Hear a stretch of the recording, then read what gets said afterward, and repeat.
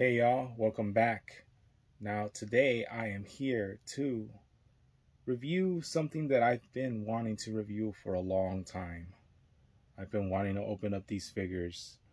It's crazy to think that it's been close to a year, and yes, the truth of the matter is most of these figures have been swapped out. I had great plans for a video for these figures, which we shall title The Sinister Six. But yeah, I had great ideas to review just a bunch of Spider-Man villains all at once. Call the video The Sinister Six. I wanted to make something cinematic with them.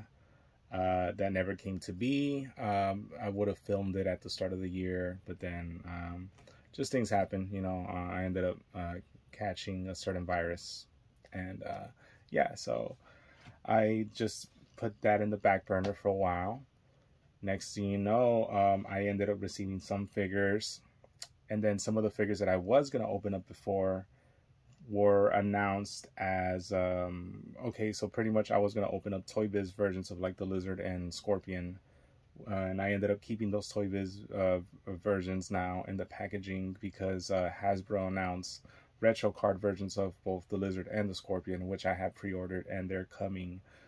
But at the same time, I ended up receiving more figures like a Hobgoblin. That one came in this year, and Shocker. So pretty much the Sinister Six still remained the Sinister Six, and it worked out in the end. And yeah, I am here now, and I'm going to review these figures. So yeah, join me as I look into the Marvel Legends Spider-Man Retro Card Series, and of course the Spider-Man Demo Goblin Build-A-Figure, Sinister Six. So let's get right to it. Be right back. And welcome back. And the first figure that we shall take a look at of the Spiders Rogues Gallery is the Vulture. As you could see, this is a standard Marvel Legends box packaging. This is from an old wave. This is from the Demo Goblin wave, and I'm still on the fence as to whether I should get all the figures from the wave, because I actually do own some of them. I do own White Rabbit, and I do own Vulture, and seemingly, with exceptions to maybe Shang-Chi and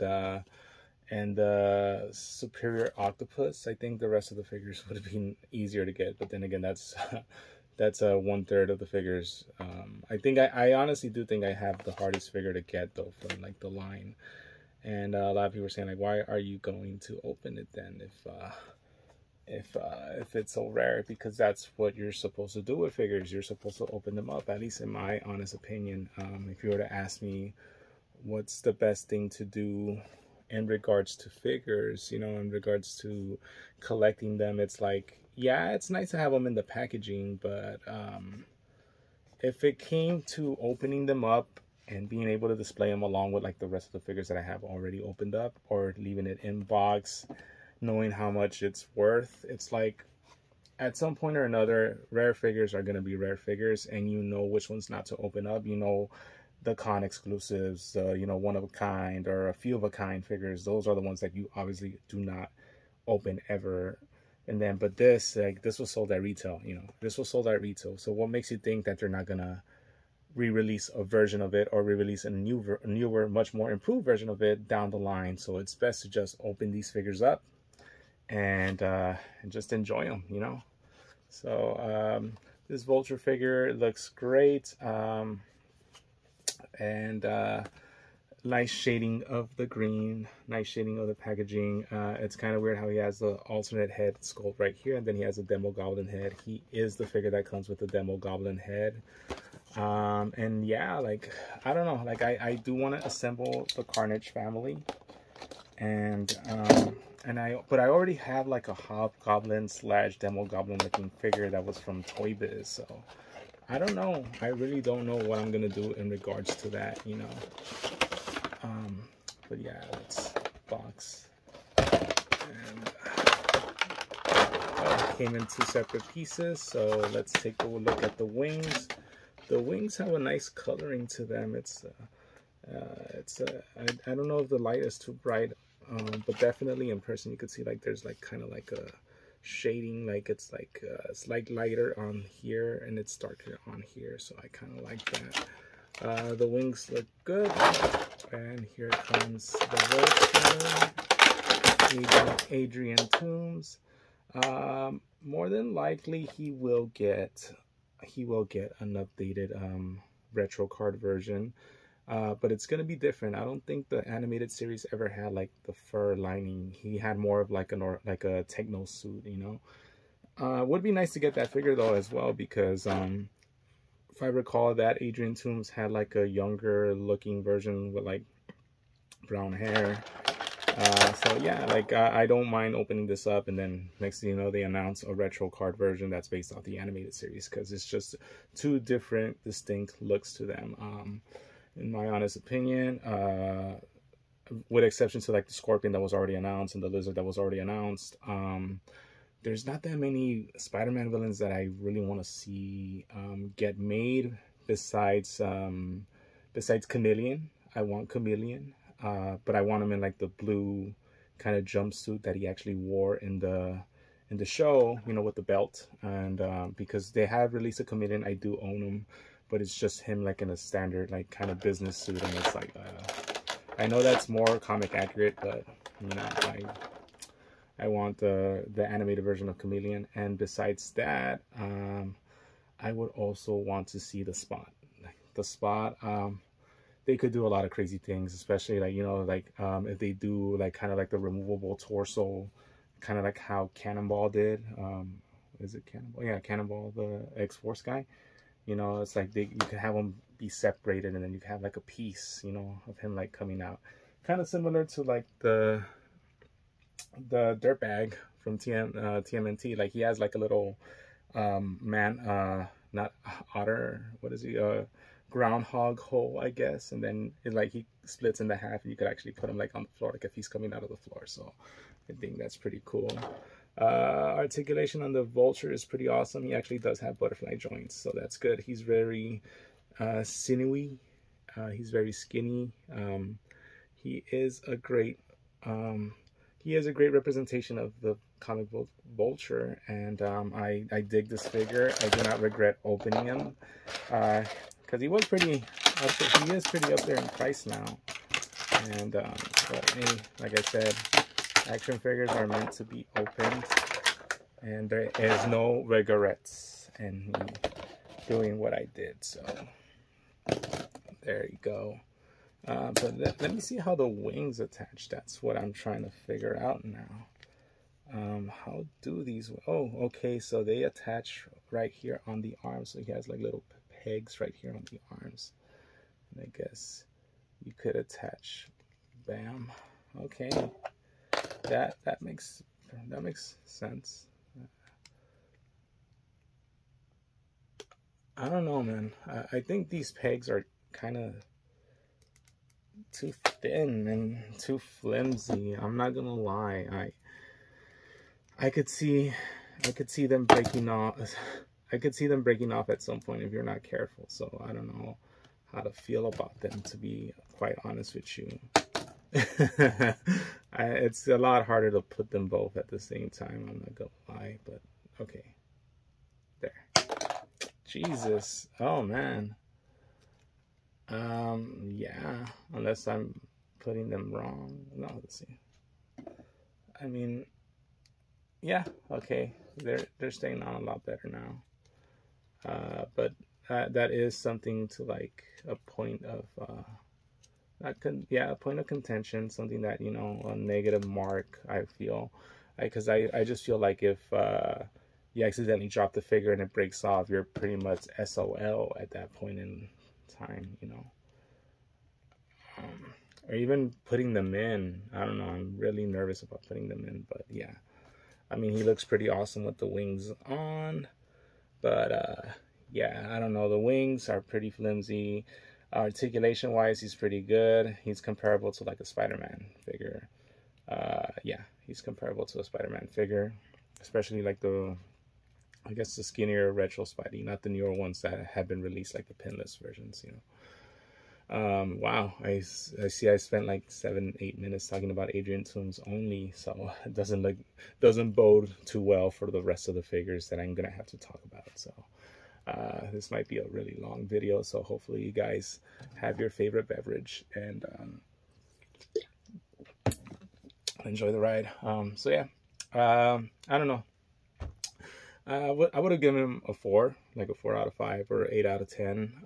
But I don't know, those wings look mighty flimsy to me, so best I could give him is 3.5 out of 5 or a 7 out of 10. So I would even go 6.5 out of 10, but yeah. It just has a good paint job though. Let me see. And yeah, the liver spots. Yeah, let's give him a 7 out of 10 just for the fact that they actually painted liver spots to show how old he is. So that's one figure down. Let's move on to our first retro carded figure, the Hobgoblin. All right, so you guys are watching me cut these retro cards in a certain way because I do like to collect them. I do like to collect the retro cards and keep them. So I cut them in a way that it doesn't interfere. I cut them in a way that it does. Oh, see? Plus I could do this. This is the figure inside the card. Yeah, pretty awesome, pretty awesome. Okay, so yeah, I cut the card in a way that. Okay, so I do this with them, and you're gonna see me do this a lot because I don't want to damage the beautiful artwork on them. Oh, it's so amazing. So I could actually show up. See, I usually do clean it up. I start like cutting a bit more, but I usually just broadly open it up like that. So that's to save the artwork on it, you know. But yeah, okay, so let's take a good look at the Hobgoblin, which was he a Build-A-Figure or was he part of a line? I forget. No, I think he was just part of the line. He was a Build-A-Figure, but it was a Ned Leeds version of the Hobgoblin. I think this is closer to the I think this is closer to the oh, I can't remember the guy's name because I know there's like 3 Hobgoblins. Jason Macedale. I think that's the guy's name. I don't know. And then Ned Leeds, but this is based more off the first 2 Hobgoblins, not so much the Ned Leeds. And yeah, like accessory wise, he came with this pumpkin, and it's like glowing, which I think is pretty cool, pretty funky. I like it. Of course, he came with his man purse. It's not a purse, it's a satchel.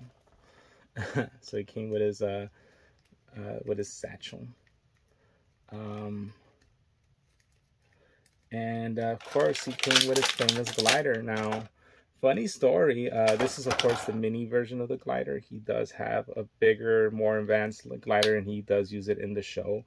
And actually that's what I had a theory before he got announced. I had a theory that they were going to announce him for the retro line, but they were going to actually announce like a box set of him with the giant glider, kind of like how the animated series line had it back in like 94, 95, you know. Thought they were going to sell him with the giant glider in a box set reminiscent of like the 94, 95 94, 95 line. And no, they just ended up just releasing them on a single card with a tiny glider, and that's good. That's good. I mean, it would have been a slap in the face knowing full well that this is the version that was released earlier was one of the harder to find figures, and his secondary market value was like really high. There are certain details that are obviously missing from the original release of this Hobgoblin, mainly like scales and chainmail on like the blue parts, and of course the blue parts have like a more metallic look to them. This is closer to the animated version, and I like it. I'm not gonna lie, I like it, but my biggest gripe, my biggest criticism is two different shades of orange, when you could clearly tell that he's supposed to be consistent in all the orange all around for the figure, you know? So I don't know why they decided to go for this darker orange and then this more pale kind of tangerine, not tangerine, mandarin, I don't know, but they went for this paler orange color, and they went for like this darker orange color for the cloak, and I don't know, I feel like it was just laziness on Hasbro's behalf, you know, the retro card line. They just found a way to like screw over this figure, but then again, that's why the secondary market value on this figure is not a lot, whereas the other one is still high up there, you know. I don't mind though. I always wanted a Hobgoblin, so I don't see any problem with that. And yeah, I would actually prefer this version, sans of course the mismatch orange, but I do prefer this version over the other chainmail kind of modern looking metallic version of the Hobgoblin, Jason Maysdale, and I'm still trying to remember the alias of the original Hobgoblins. Matter of fact, I think the first ever Hobgoblin, like his identity was never proven, like, or was never actually like disclosed or something. I don't know, but yeah. Let's put on his satchel.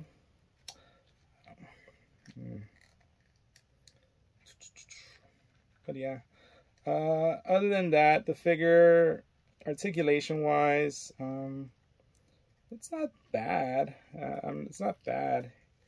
He does crunch pretty well. I'm wondering if the satchel could be removed somehow. I don't know. Maybe if I could pop the head. Can I pop? Yeah. Oh, that makes it way easier. Okay, so you pop the head.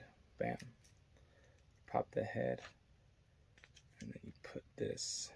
And then bam. Oh, now he looks excellent. Now he looks in the Halloween spirit. And I've always wondered if he's ever gonna get made in like the movies, if he's ever gonna make an appearance in the movies. They teased, you know, the Ned Leeds from the MCU possibly becoming the Hobgoblin, but I don't see that ever happening. I think they would rather have a Green Goblin than a Hobgoblin, like when it comes to like movies, you know. So yeah, that's pretty much it. So Hobgoblin, Hobby gets he's the one that actually gets a 6.5 out of 10. It's just, this is too glaring. I'm sorry, but yeah. Drop this glider. All right, moving on up to the next one, and this is one of the first retro card figures, as you can tell by the back right here. It is Mysterio, and they had released the Mysterio. He was part of the Lizard build. I do remember that one. He was part of the Lizard Build-A-Figure wave, and that Mysterio had too much green, in my opinion. Like the gauntlets were green. I did like the fact that he did have like kind of like a smoke cloud effect on the bubble, which is obviously not present here.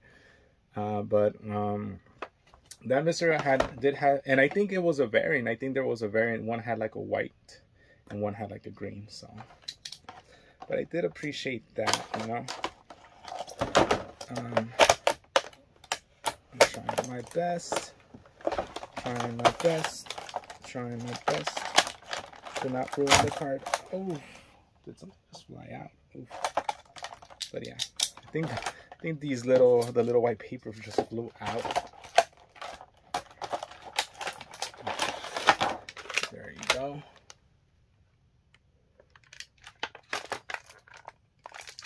Yeah. Okay. Oh, here's a little white paper. I guess it didn't fly out. Now it'll fly out. But yeah. Mysterio. He was an odd choice for the Far From Home movie, but other than that, I do remember him in the animated series, and him having a like a redeeming arc at the end, like, you know, like he sacrificed himself as the factory exploded, and I don't think he was ever shown again afterwards. So he did have his happy ending, because I think he like hooked up with his girl before, you know, moments before he exploded.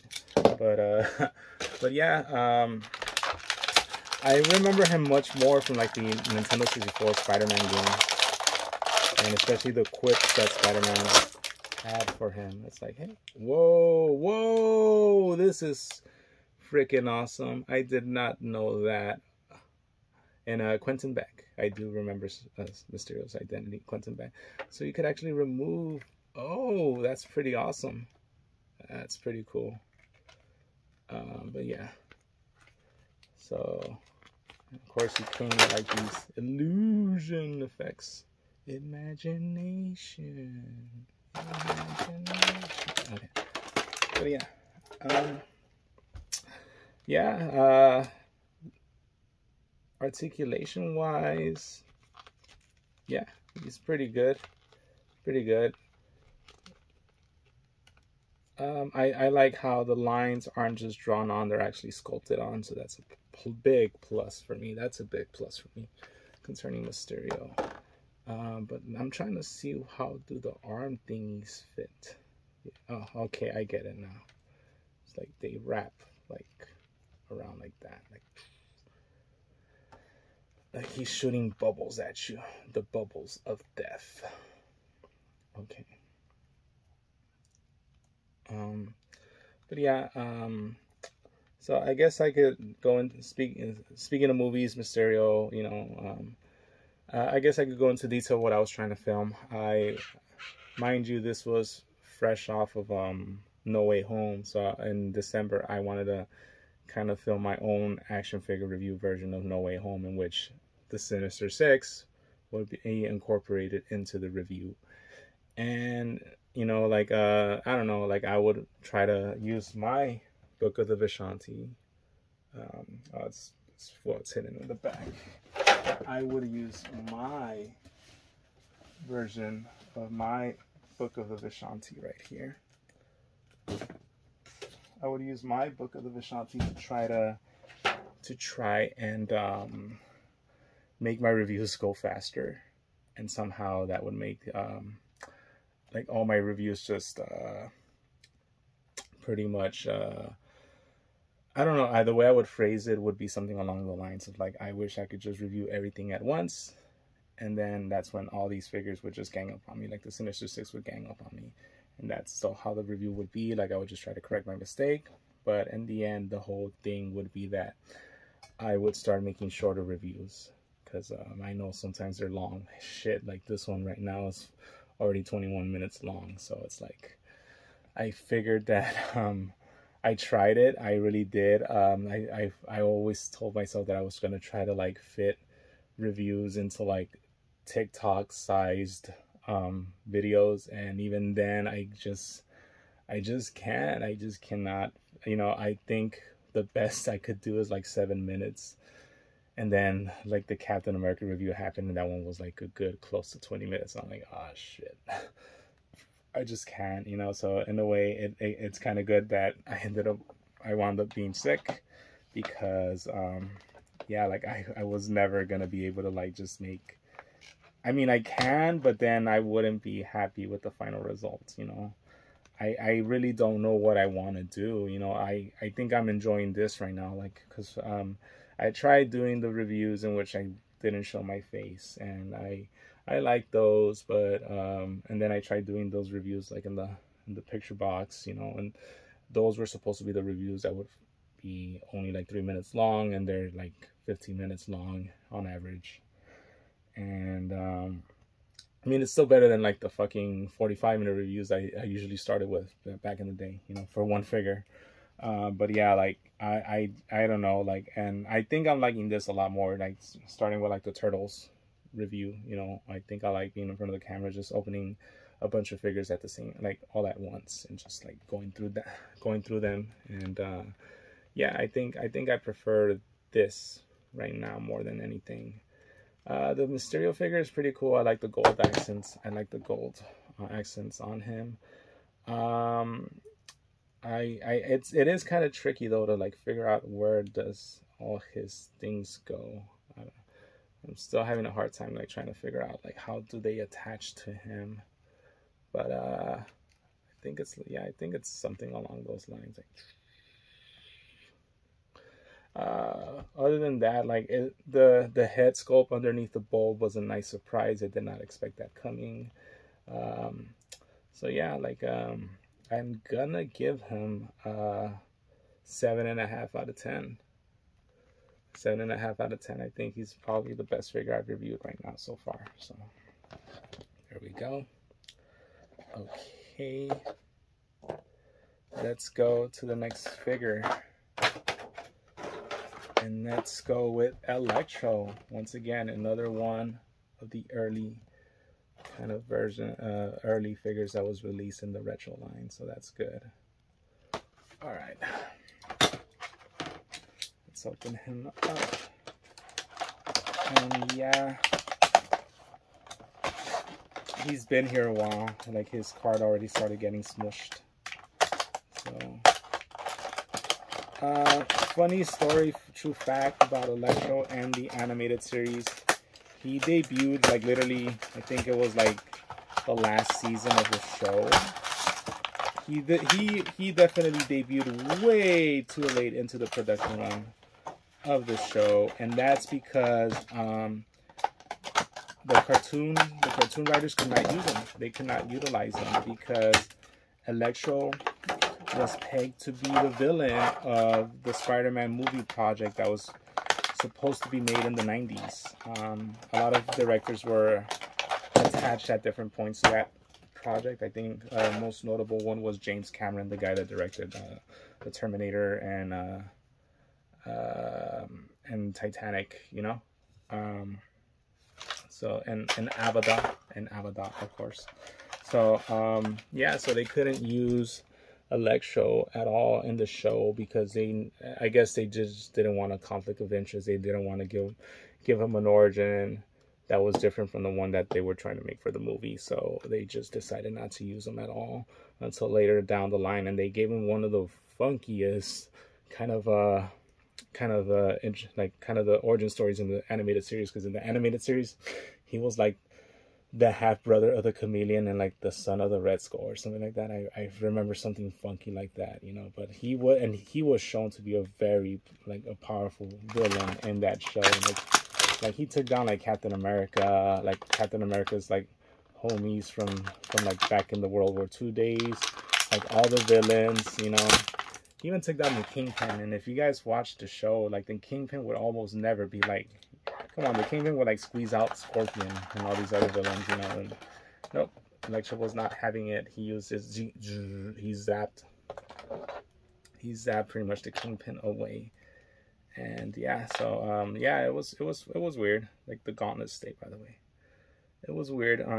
But yeah, that's the reason why they didn't use Electro like throughout the run, because I'm pretty sure had they had permission to use him, he would have been probably like one of the initial villains, like in the first season, you know.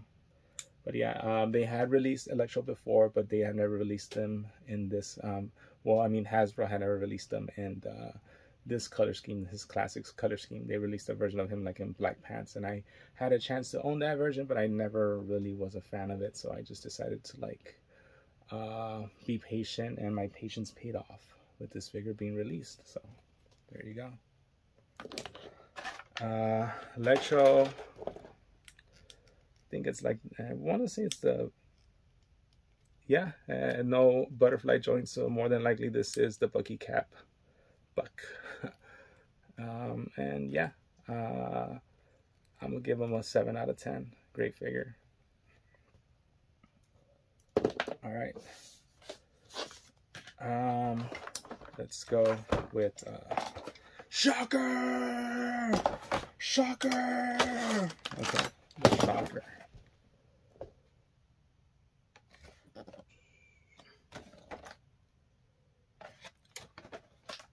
You can't escape me. I'll follow you to the ends of the earth. Shocker!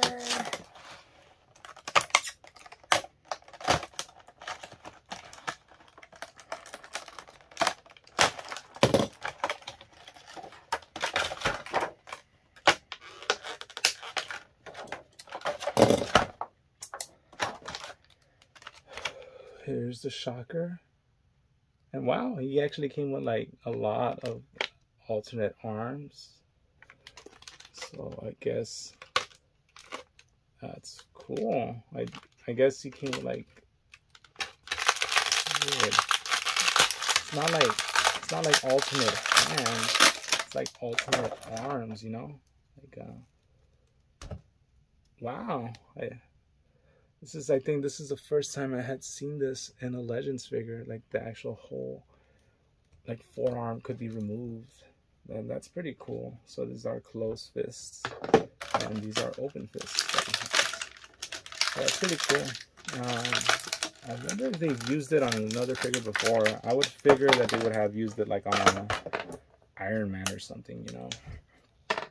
So but yeah, like this is pretty cool. I had never seen this before implemented. This Shocker figure as well. This Shocker figure was one that was actually, I think it was both him and Elektra were part of the same line, and they were like the interchangeable figures, because that's when they were called the Infinite series. That's what they would be doing. They would package two figures the same, like, and call it like by one standard name. Like I remember when it was not Catwoman, when it was Black Cat and I forgot the other figure. It was like, I think it was Silver Sable. I think they were like the Skyline Sirens or something like that, you know.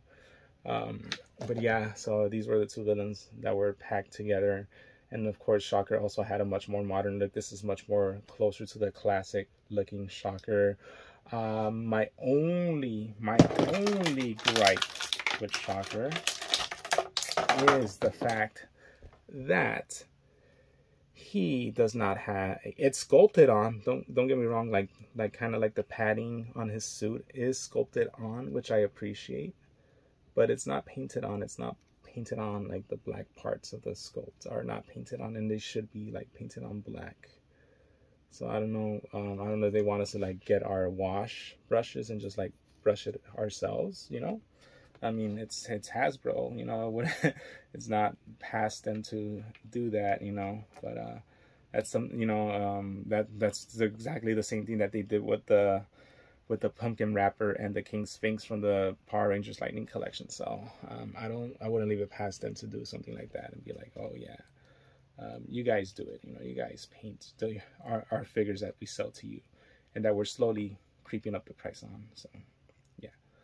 But yeah, Shocker is a great figure. I think it's another Bucky Cap. No, it can't be the Bucky Cap, because it doesn't have like, one good way to tell the Bucky Cap figures is the fact that they all have a hole in the back, because that's where the shield would plug in for that one. This one doesn't, so I don't know what exact sculpt this guy is, you know, but it's definitely not the Bucky Cap Buck. And Shocker, he's a good figure. He looks good. I would have given him a higher score had he had the lines painted, but since he doesn't, he's gonna get a 6.5 out of 10. So there we go. You know what? I know I've been imitating the infamous Symbiote Spider-Man line reading of Shocker, and he was included in the line, you know. If I had him right now, I would review him.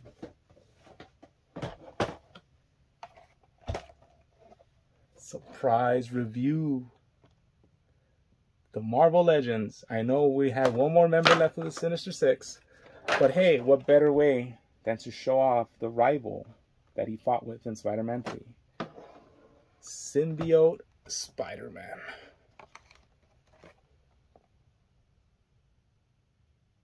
Amazing. I cannot wait to open this figure up.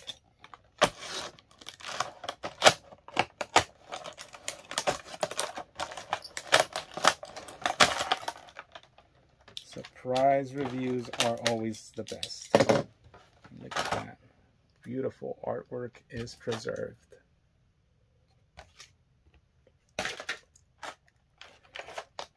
I hate the fact that they're like, I don't know what's gonna happen to the line These retro cards are beautiful, especially when they stay on. But they seem to be moving towards the plastic-free packaging now, which has been a mess, by the way. So I do not know. I do not know the future of the retro card line, but at least I'm glad that they've managed to make... Wow, he's very bendy. Whoa. He is very bendy. But, yeah. True story. True story, fun fact, whatever you want to call it. I got into Marvel Legends, or actually at the time they were called Spider-Man Classics, because of the Black Suit Spider-Man. Because I was always a fan of the Nintendo 64 / PlayStation game, but I was always partial to the Nintendo 64 version, because that's the version that I would be able to play N64 for life. But yeah, I remember my little nephew. He ended up getting the symbiote Spider-Man figure, and I thought it was the coolest shit ever. I saw that figure, I saw the articulation to him. You know, it's like me being used to just having the figures just have the 5 points. You know, 1, 2, 3, 4, 5. You know, it's like, oh wait, you could actually bend them like this, and you could actually raise the knee like that, and you could actually. It was amazing. That was a game changer for me. I literally went. I had money saved up. I still remember that. I literally went the next week to Toys R Us in Bell Gardens, which is no longer there. Rest in peace. It's coming back under the Macy's banner, but I don't know. I've always had hope that they would reopen that place, because I have good memories of that place. I have good memories as recently as a few years back, you know, where I found like a lot of great figures.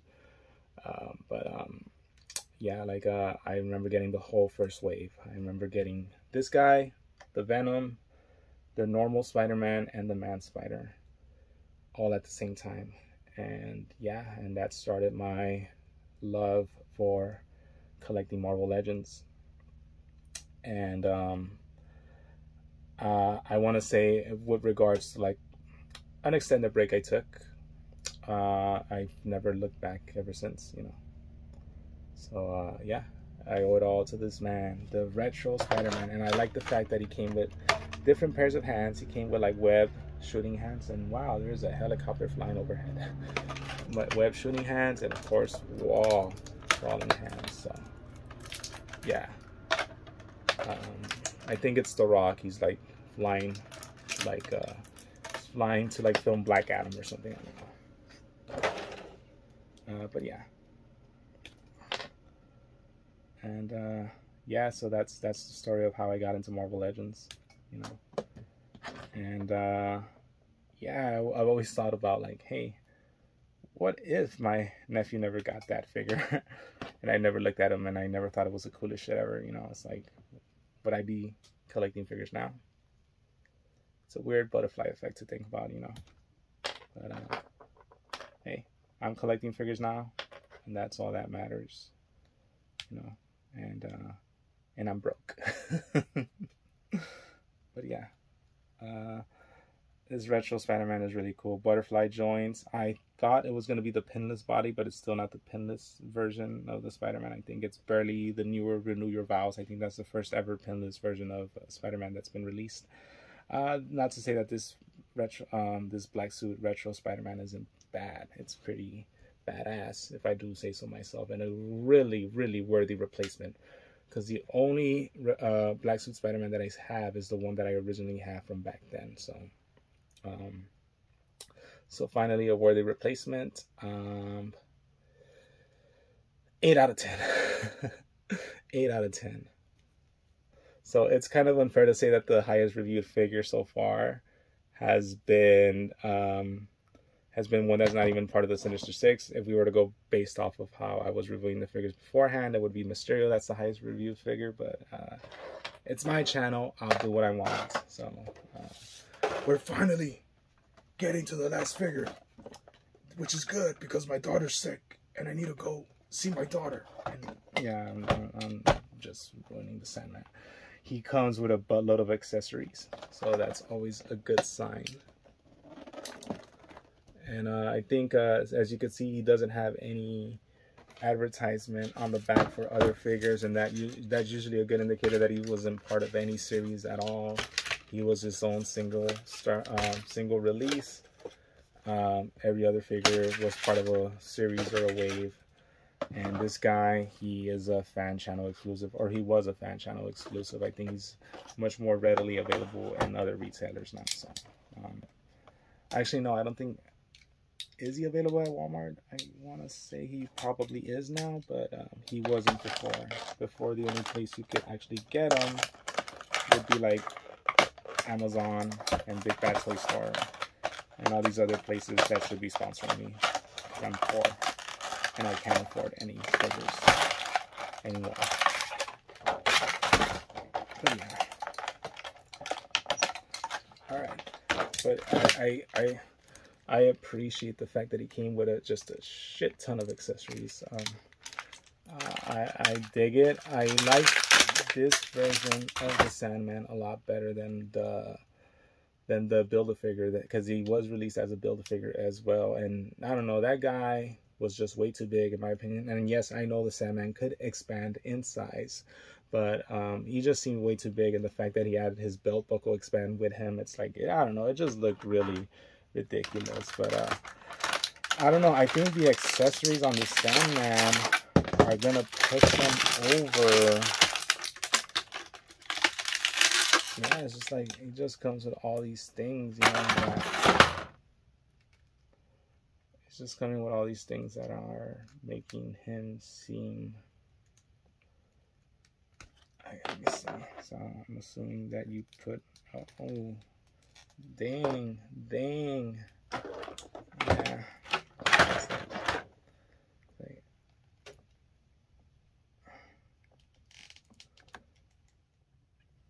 so I wasn't gonna put you guys through the torture of watching me try to like figure out how the Sandman's arm thingy fits. So I'm just gonna show you guys that, yeah, like it just inserts itself like that, and then you just insert this thing right here like that, and bam, you got your Sandman with the mace, with the maze of the sand. And yeah, like I said, he came with a bunch of accessories. I dig them all.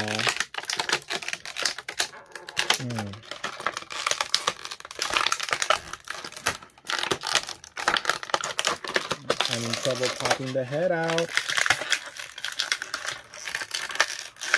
Okay. And also this other, like, just fist part. But yeah. But very cool figure, and definitely, this isn't just me wanting to like justify the fact that I do have this figure and I don't have the Build-A-Figure. I honestly do believe that this is better than the Build-A-Figure. So, just based off the fact that he came with so many accessories, and looking at the paint job, the stripes are perfect. They're perfectly lined up. You know what? I think we have ourselves another 8 out of 10 figure. So, sorry, Mysterio, but you were beaten by the Sandman, by Mr. Sandman. He didn't bring us a dream, but he did bring us a bunch of accessories, and that is very well appreciated. So, yeah, I think that does it for our Sinister Six. But, I don't know. You know what? I'm gonna have a gripe, and maybe I'm not gonna knock Mysterio off any points, but in retrospect, I started noticing that like the cape is supposed to peg on to the back of him right here, and I'm having a hard time having it stay. So that might be another hindrance towards Mysterio. Okay. No, yeah, it's not staying that well. That's another, like, kind of knock on Mysterio. But, yeah. But,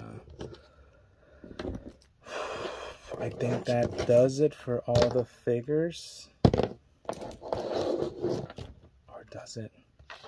Because, I mean, the Sinister Six were targeting Spidey. But who sent them after him?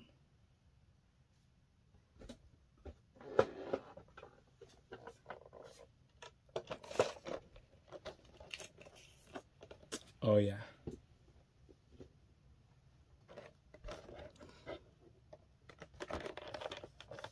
Marvel Legends exclusive Kingpin. And this figure in the box goes for a pretty penny right now. But I'm gonna open them. No regrets. No regrets. And this is the only version I have of him. And I could justify and I could say, like, you know, it already has like a stain right here. So it's never going to be sold for mint price. But it's like, at the end of the day, figures are meant to be opened, especially if you have all the other figures opened. I wish I had an in-box or in-package version of him, but I do not.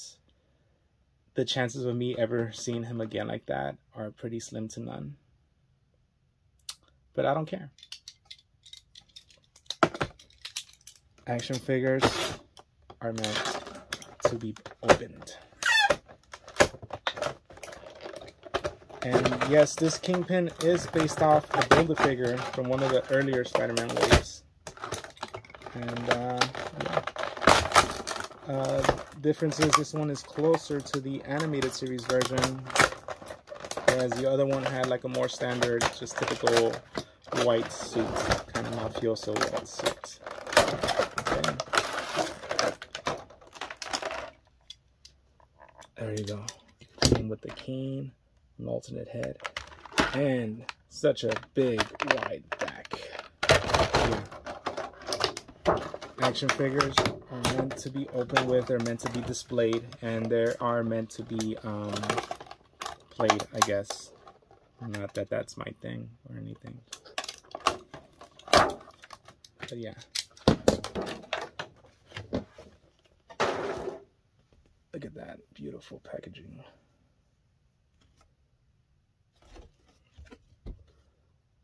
That's what we do with figures, man. Figures are meant to be opened.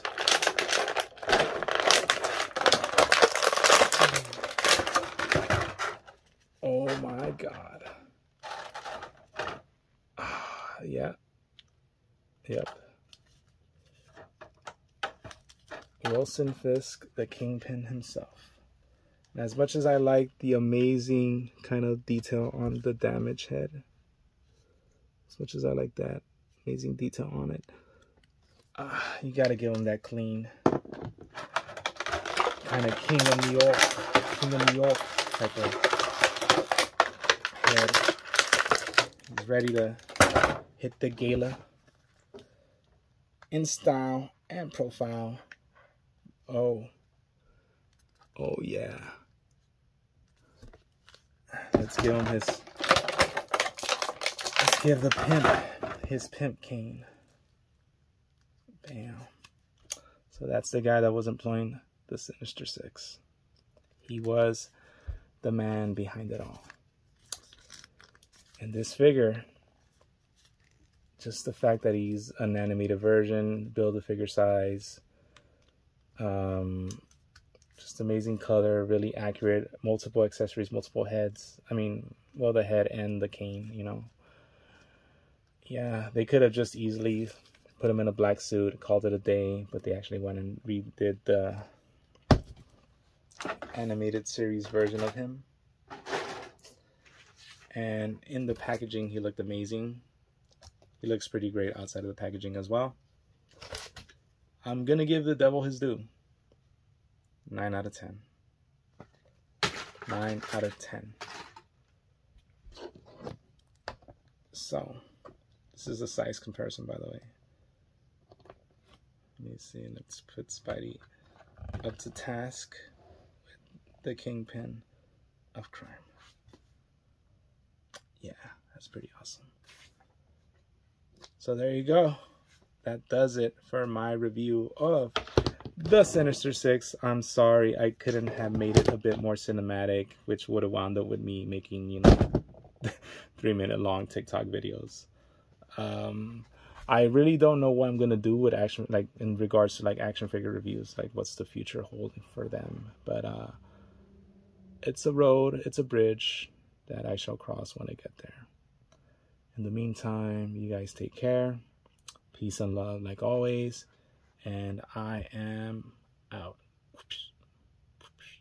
Go web, go. Fly. Go web. All right, I don't know. That's